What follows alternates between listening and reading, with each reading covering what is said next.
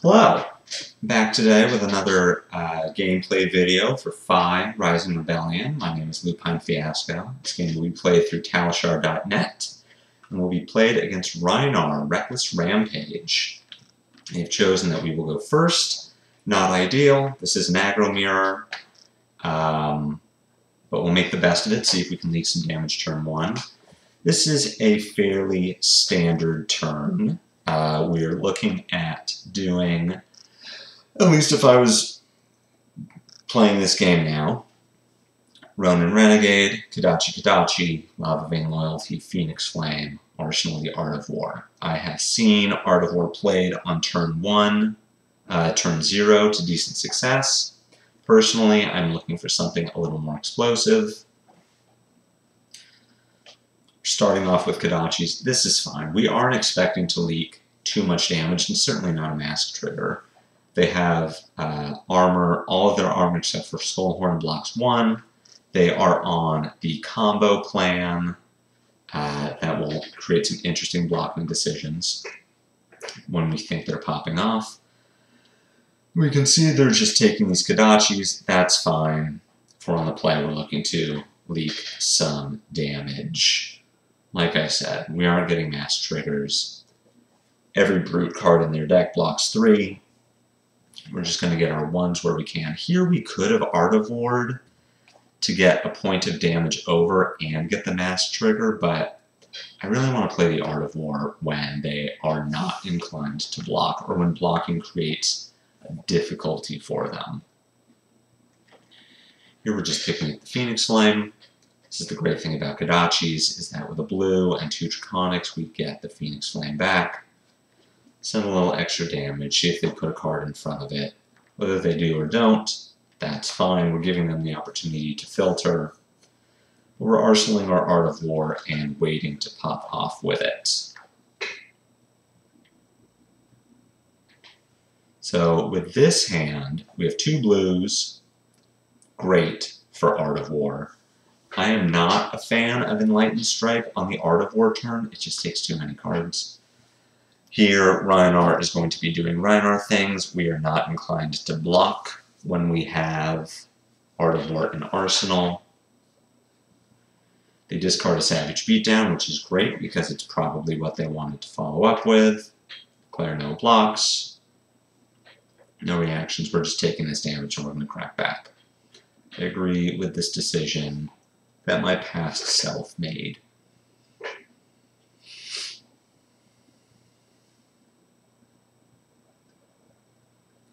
Swing for 8. We could block with E-Strike, Soulbound, Soulbead Strike, and Flame Scale if we wanted to get a Quicken token, but we can't really utilize it. So let's think about how we would play out this line. We know that they have 3 pieces of armor that all block 1. So if we were to send Brand, Kadachi, Phoenix Flame for 2, it's possible they would block the Phoenix Flame with 2 pieces of armor. The problem is they could also block the Kadachi with 1 piece of armor, and we would not be able to Art of War over it. So if I was playing this hand out now, I would say Brand with Cinderclaw, double strike, 1, 2, 1. All of this presents opportunities for the opponent to block Exacxies with their armor, which is great when we have the Art of War. Still looking to banish the Enlightened Strike, especially because we're playing one of our blues. We can't banish a blue here. But if I was playing this line out now, that's what I would do. Let's see what I decided to do in the moment. Remember, when it's at the start of the game, opponent still has life and armor. We want to essentially, we're anticipating what their blocks are going to be. We want to trick them into blocking the exact amount of damage so that they get got by Art of War.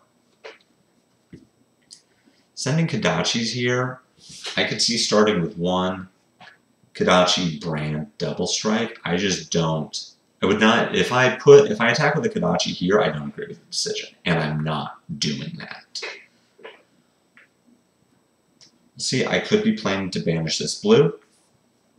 Lightning Strike is a lot of damage, especially when I have Snapdragons available.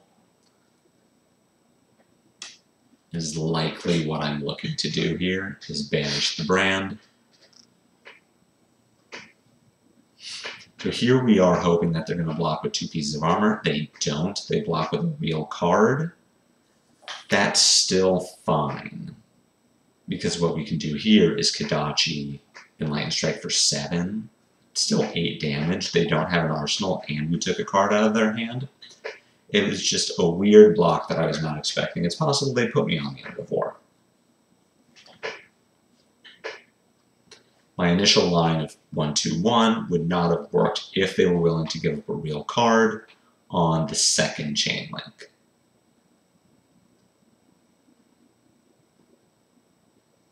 Yeah. Here we just send E-Strike for 7, see if we can get some more cards out of them. We do. We're expecting that they're going to Arsenal, because if they are combo, they're just trying to preserve life. This is not a great hand. Not having a blue for the Art of War turn is not ideal. We can pitch an Art of War to play the Art of War. That presents an issue later on where we cannot attack with Kodachis so long as we have a floating resource from Art of War. There are a few ways to get around it. We can pitch to Flamescale Furnace just to burn the extra resource. If our Art of War drew us a blue, for example, we could play Draconic, get back a Phoenix Flame, pitch a blue. But what are we looking at doing for this hand? They still have so much armor that attacking with Snatch is risky.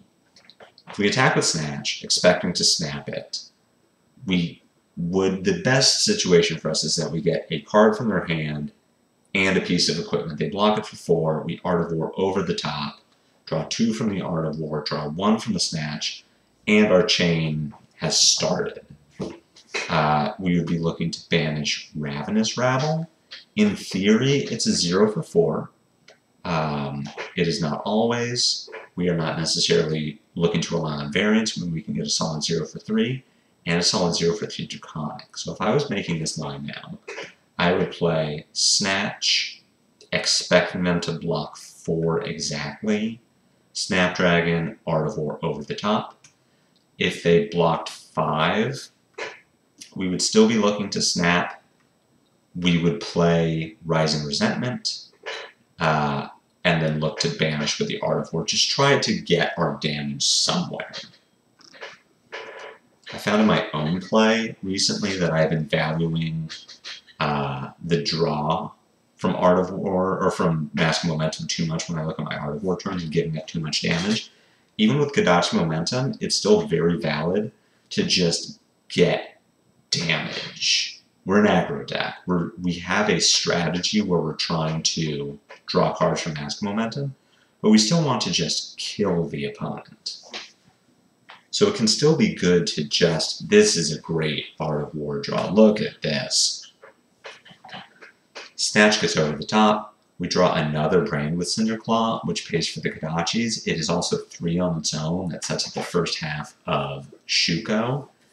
Here, if I'm making this play now, I'm just playing out the hand and grabbing the Phoenix Flame. We are going to play a brand with Cinderclaw, probably a Blaze Headlong, present a Mask Trigger, get a card and 2 pieces of equipment. Then we play Rising Resentment, yellow brand, Phoenix Flame, get another card. We're presenting 2 Mask Triggers and just sending damage. This is a turn, like I'm saying. The Kodachis don't matter. We're just trying to present Mask Trigger, we're just trying to present damage. So here we send the brand with Cinderclaw. We'll send a Blaze Headlong after that, depending on how they block. If they give us card and equipment here, and then we can look to do brand for 3, Phoenix Flame for 3, or sorry, excuse me, brand for 3, Rising Resentment for 4, brand for 5, Arsenal of Phoenix Flame. Not ideal, but we do just want cards from them while we push damage. If they're combo, we want to get them, we want to push damage when we can, so that if their combo doesn't kill us, they just don't really have anything left. Here they're blocking with equipment, they're preserving the life total, and that's fine because we're still going to be able to present a mask trigger.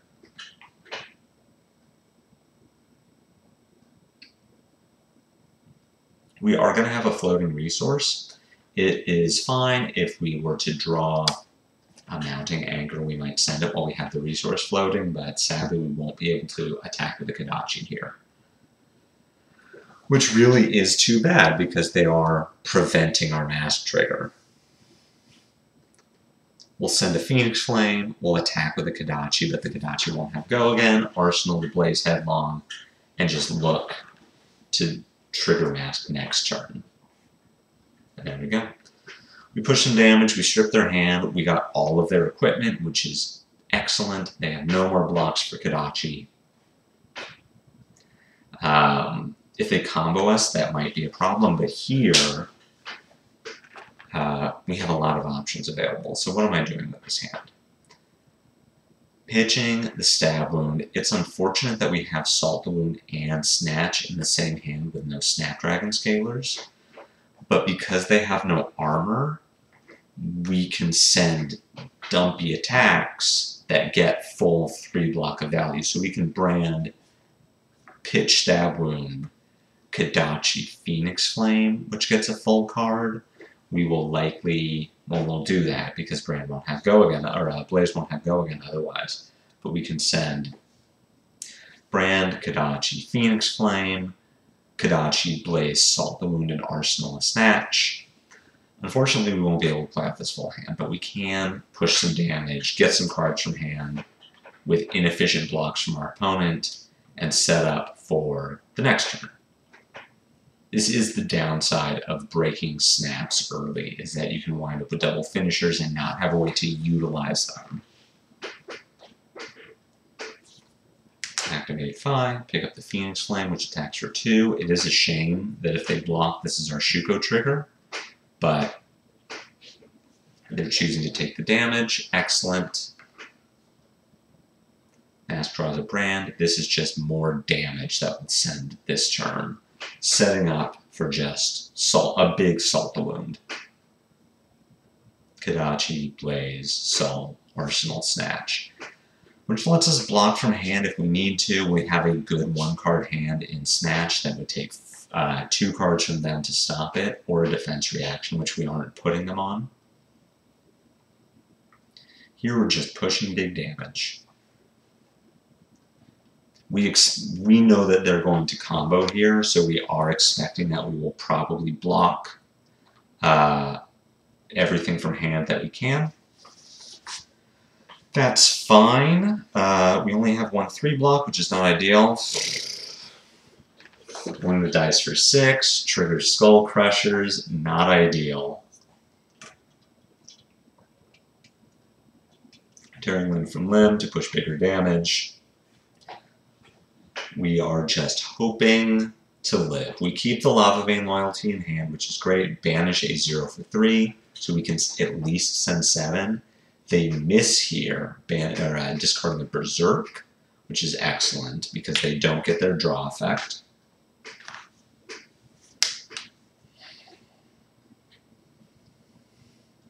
This is combo on Talishar. They are spinning wheels. Things are happening. Here's damage. They do banish our Lava Vein Loyalty, which is unfortunate.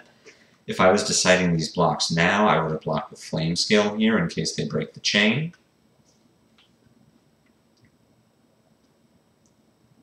They miss the Berserk trigger again, which is great. We are choosing to keep Mask of Momentum and Tiger Stripe Shuko just in case we don't need to block with them. The opponent is at 9, which is a comfortable enough life total. Here, taking this damage would put us to 6. That is a fine life total to be at against Brute. Brute, you need to keep in mind that Reckless Swing is a card, so try not to go below 3 against Brute. Here we'll just take the damage. Their combo turn was good. It dealt 20 damage through some blocks. Blocking with the Shuko here just because our next turn is not going to be able to trigger the Shuko. We are just getting 3, 3, 4. We'll take our 2 life where we can get it, expecting that the game is not going to go long enough to really get full value out of the Shuko, to get more than 2. This turn is scripted. We're expecting they're going to block with something. Snatch being 4 as a breakpoint is really nice. If they block with 1 card, we still get a draw for our arsenal. If they block with 2, we got 2 cards from our opponent.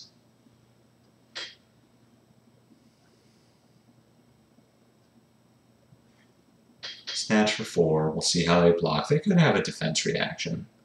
If they block with 2 cards here, excellent. So they're either going to arsenal this or they're going to meat axe. Either way, that's good news for us. Meat axe for 5. This is a situation where the meat axe would take us to 3. There is a world where our opponent draws 4 cards. 2 of them are reckless swing. We attack with something. They play the first reckless swing, discard something that isn't reckless swing, then play the second reckless swing, and we die.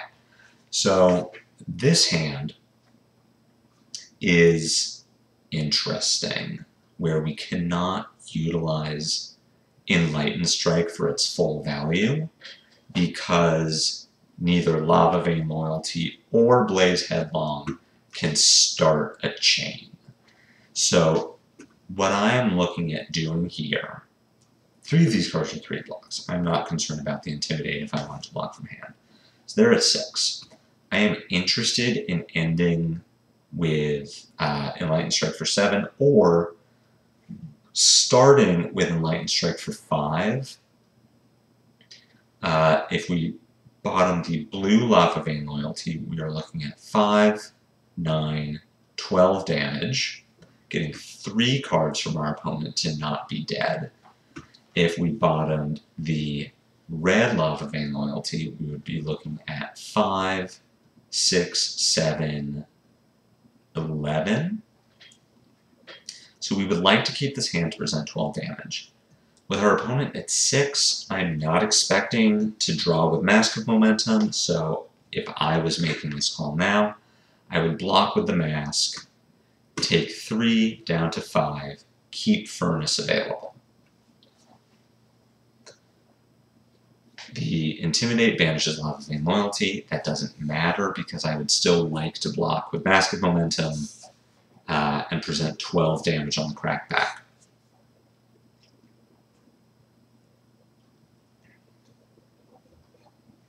Again, we'll see what I do.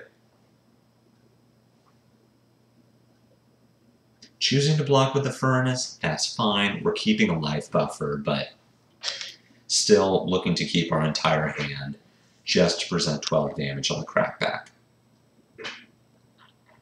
This turn is fairly scripted.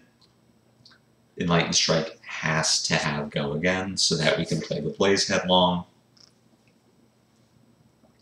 The good thing about attacking for 5 is that it does present an awkward reverse breakpoint, where if our opponent blocks with 2 cards, they're blocking 6. They are giving up a point of block value. So it's possible they block with 3, go down to 4, Blaze Headlong now becomes lethal. If our opponent blocks with 1 card there, Lava Vein Loyalty becomes lethal. Like I said, we're expecting to get 3 cards from our opponent here.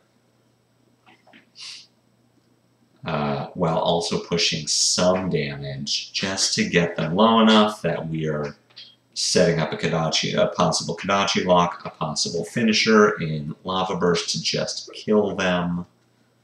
Something that goes over the top. Or they block this Lava Vein Loyalty and we're under no pressure. Opponent chooses to go to 2. They could still meat axe here. This hand is incredible.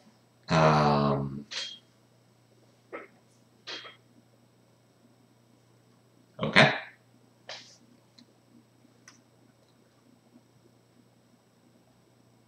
This hand is incredible. Double strike for 2, even bigger than that for 2, sets up Lava Burst. We are able to block and still get the Lava Burst trigger.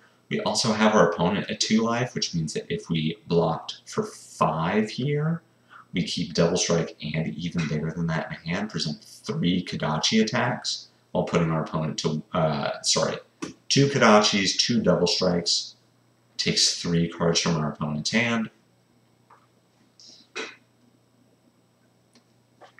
So Rhinar does trigger the Meat Axe and also takes Lava Burst from our hand, which is unfortunate. We can't go to 1. Reckless Swing kills us. I'm not sure if the combo Rhinar plays Reckless Swing, but we don't want to put ourselves below 3 life against a Brute if possible. There's a world where we don't put ourselves beneath 5 life in case they have 2 Reckless Swings, but the chances of them drawing 2 Reckless Swings and of the first Reckless Swing not discarding the second Reckless Swing is high enough that we're usually not going to play around that. So in this situation, having banished a Lava Burst, I am looking to block with Rising Resentment, go to 3 life, be dead to 2 Reckless Swings, but putting our opponent on not drawing those. Keep double strike, even bigger than that, and a Lava Burst, which lets us send 1, 1, 1, 1, 5. The opponent takes the first Kodachi, blocks with 3 cards, and is dead to the Lava Burst. We will see what I decide to do. Blocking with Double Strike and Rising Resentment puts us to 5, keeps us alive against 2 Reckless Swings. There's a world where we send Kodachi, Kodachi, Lava Burst, take our opponent down to 1 card in hand, but we still need to just kill them. So we're at 3 life, we're going to send 1, 1, 1, 1, 5, and just hope to not be dead to 2 Reckless Swings.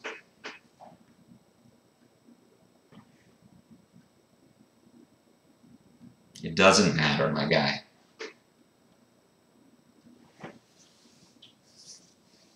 There's a world where I double strike, they take it, and I play even bigger than that to find something with 4 power, but it doesn't matter here. We just take the guaranteed 1. We take the guaranteed double Kodachi from even bigger than that. This is the moment of truth. Does our opponent Reckless Swing? They don't, so we know that we've won the game.